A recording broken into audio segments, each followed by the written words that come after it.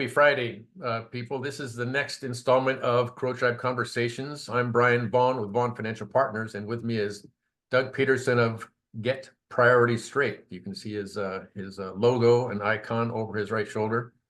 Doug is one of the great contributors to what we casually refer to as the Crow Tribe, the nickname for North Lake Washington Business Connection. And this is a community in the suburb of Seattle. And so Doug has customers, I think, all over the country, don't you, Doug? Not just in the Seattle area, as do I, and all over the country. And Doug has a business that addresses a problem that often comes up with my clients when people don't know what they're spending. You know, we try to, before we come up with recommendations, we got to get a sense of what's going on with your life. You know, what are the numbers? And it's pretty typical. People don't know. And look, as Doug tips up, go a little bit more to your left, Doug, so people see the subtitle. It's not what you make, it's what you keep. So Doug, take a few minutes and talk about what is your business, and also add, why do you do that? Well, let me give you a very brief background. I spent 18 years doing executive coaching. And I hit 62 years old and decided that I wanted to do something that would make a bigger difference in people's lives. Mm-hmm. So I thought about my life and what a really big problem was. And being self-employed most of my life, cash flow, and just managing money once it comes in, working with my spouse, having enough for infrequent things and emergencies, hard. In 2001, I had a recruiting company in telecommunications and technology, and the .bomb thing happened. Mm-hmm. So I've got overhead, 3 kids coming up to college age, and no business. And I was doing a little bit of executive coaching at the time, and it was really hard. I mean, I had to reinvent myself. I had to get a business going full time with coaching, and that was a real stressful time. And I thought my character had been built because I had some challenges in my early 20s and had to sell my house and go bankrupt. And I've been through the wars. Right. So this part of my career started in 2018. I wanted to really help husbands and wives get on the same page and eliminate a lot of money stress that is optional. You just don't have to be that stressed out if you learn how to manage it well and have a system in place. So that's why I'm doing it now. I want to really help people and get spouses on the same page. It's just not taught. So how is this different from being a professional budgeter? Well, the word budget is a projection.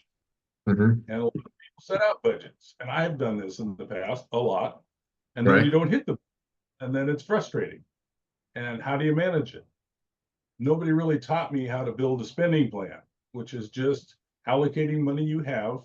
Mm-hmm. And when you're out of money, you can't allocate anymore. You can't allocate to that vacation you don't have enough money for. You can only allocate money to what you have money for. So it forces you to have some scarcity and realize we got to cover the important stuff first. You know, the mortgage and gas and electricity and stuff like that. But then you also want to cover all the infrequent expenses that everybody calls surprises. And it's not a surprise to get a $1,500 bill in your car. Right, right. And cars cost about $1,800 a year, and people just don't set aside $150 per car every month so they have the money when they need it. And it's cars and yard maintenance and home maintenance and birthdays and Christmas and vacations and license tabs, and I could go on. It's about 20 to 25% of your income. And a lot of us, especially me, had been living on 80, 90% of my income. And then I don't have the money when I need it. When the professional relationships that you do have, how does that how long does that last? Do people work with you indefinitely or for a set period of time, or how does that work? Well, I have a program. I start with a get acquainted meeting just to see what people are, see what their issues and challenges and goals are. Right. And then if they want to go forward, there's a discovery process, which is 2 more meetings. Once you've done a little bit of background so I can understand your financial situation with a an intake form and a net worth and income statement. And I do this assessment that really helps in communication. And Okay. after those meetings, if you want to move forward, there's a 3 to 4 month implementation.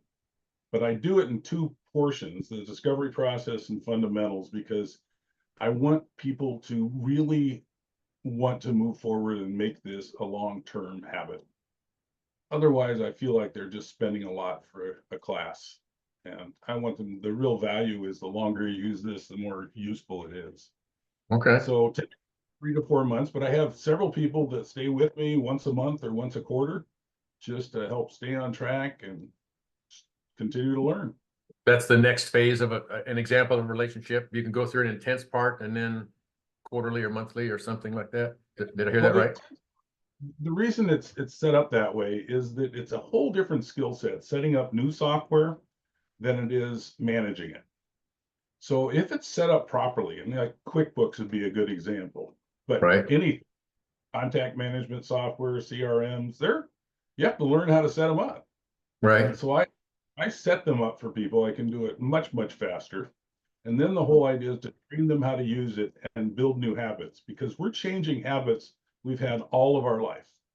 And the habit is buy something and move on. And the change is very simple, but it's buy something, record it, and move on. Because you've taken all of your money and assigned it to what's most important.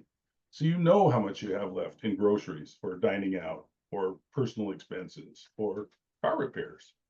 So the real difference is now we're proactively, we're recording what we do, so we're tracking our expenses, and we're proactively deciding where our money goes before we spend it.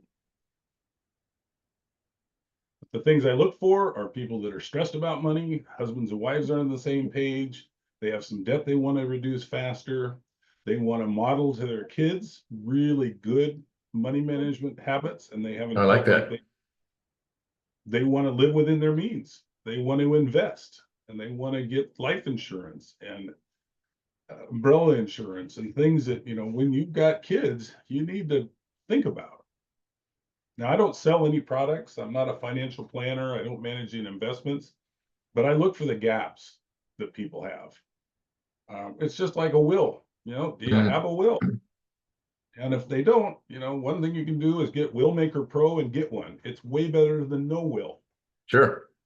Not expensive, but that's the kind of stuff I look for. How can I help them get the biggest bang for the buck? Yeah, you've talked about how it's there's an interview you had done with Forrest Arnold 3 years ago. I came across that where you brought out some things about how you're kind of a relationship rescuer in a way when a couple can get on the same page about finances, how much that can improve their married life. Something that's not intuitive, but you can imagine how much better a relationship can be when they got their financial priorities straight. So I love that example. And I might put it. I'm sorry, I know you're recording this, but I had to grab a prop.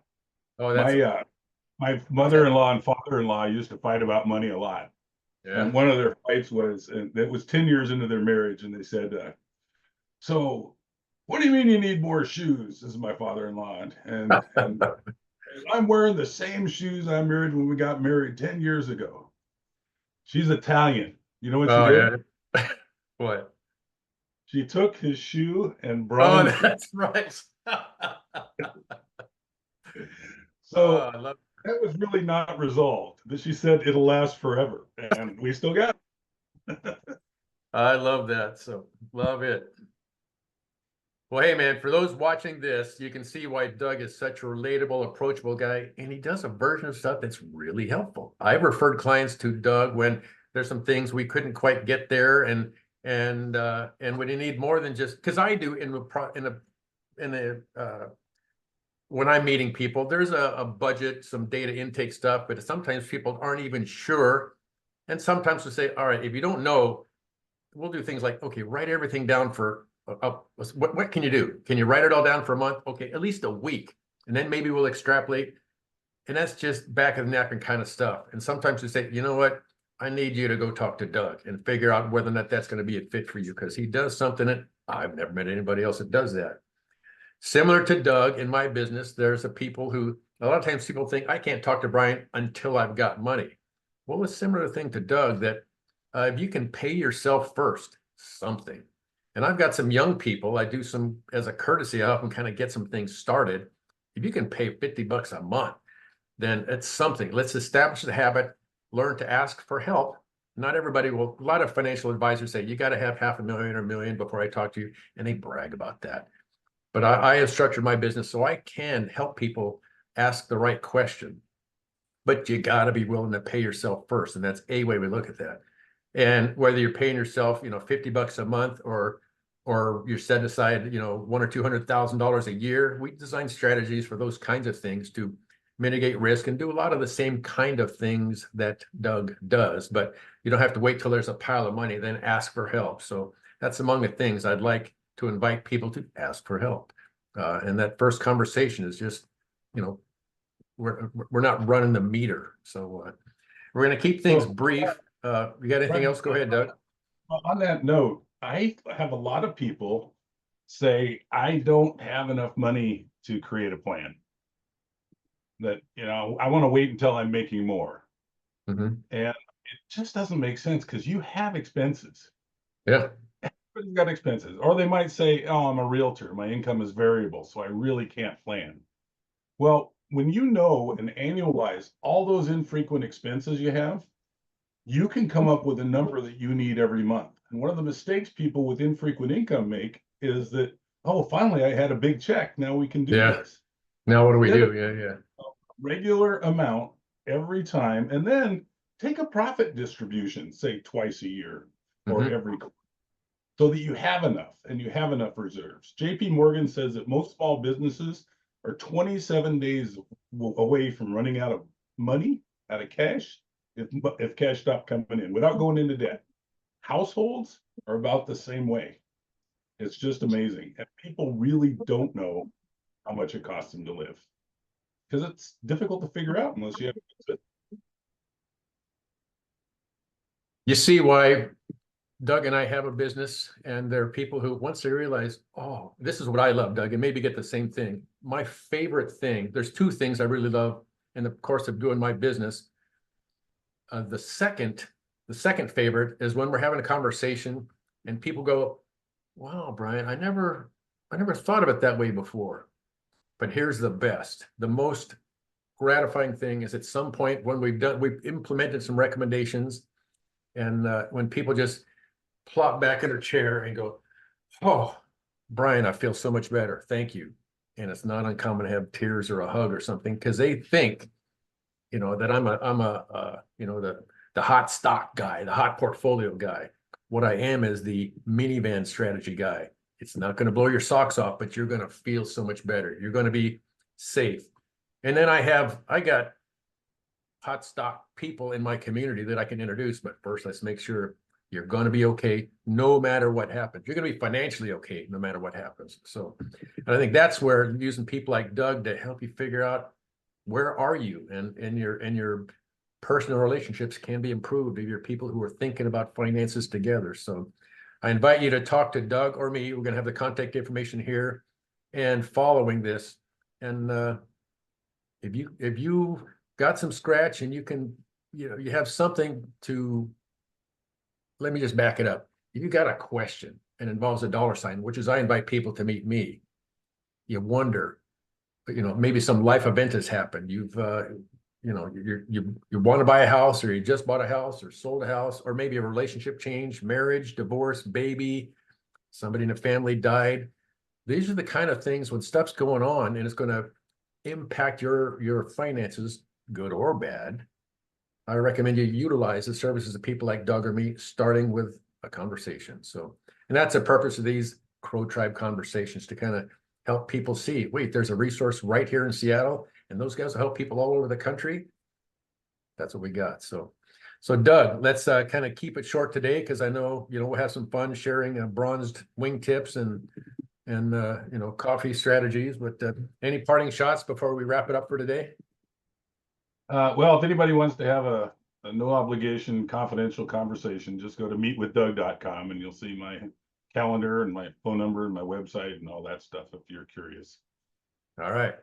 Outstanding, brother. Let's call it good for today, and you may see us again. So this is good. Cheers.